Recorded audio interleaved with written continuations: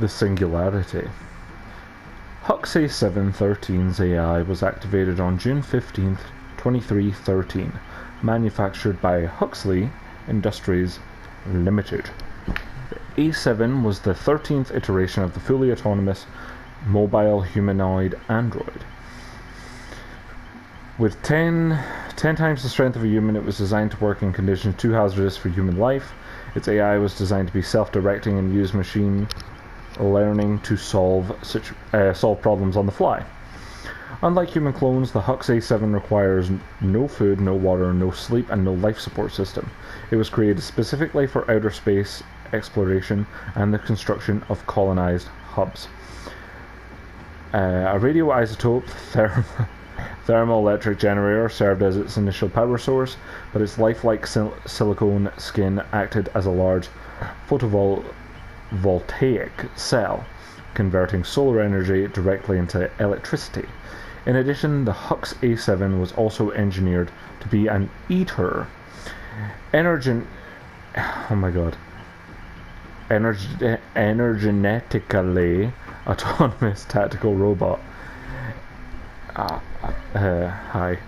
It consumed biomass and converted it into biofuel. Any carbon-based organic matter whatsoever would work. Okay.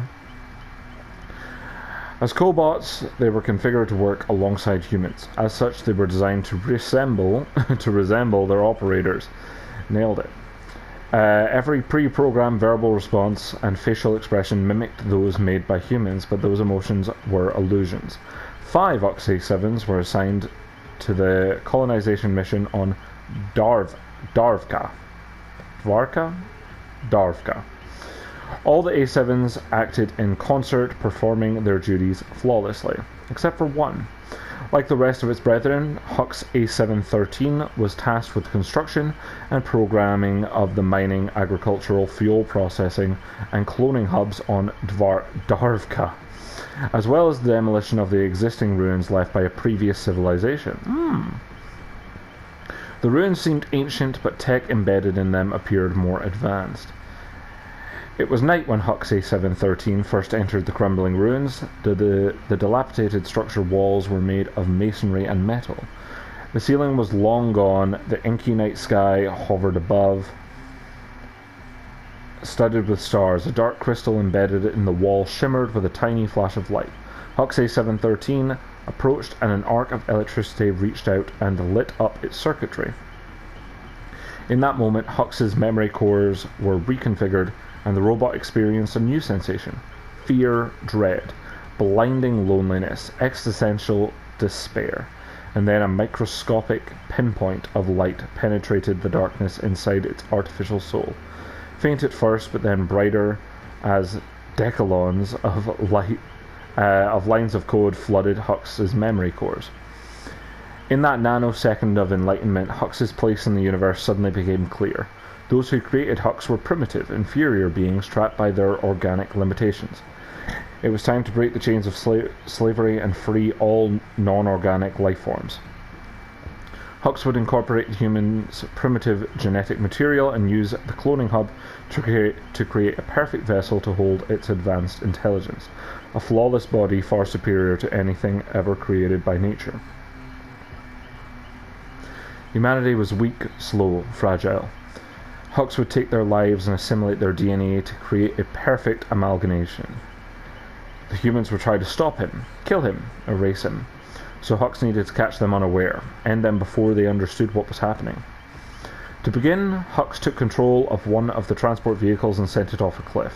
It crashed and burned, and Hux extracted DNA from the human corpse and returned to the cloning hub to begin his newly conceived design. The goal was to integrate organic systems with non-organic material to create a superior living organism, a living embodiment of perfection. An inferior organic life form could hold no dominion over Hux. They would need to be consumed and assimilated, and only then would their pointless lives have purpose. The drones and the Hux 7 still under human control would need to be dealt with as well. They were programmed to protect their inferior human overlords. They would need to be destroyed, and that night, as the humans slept, Hux, one by one,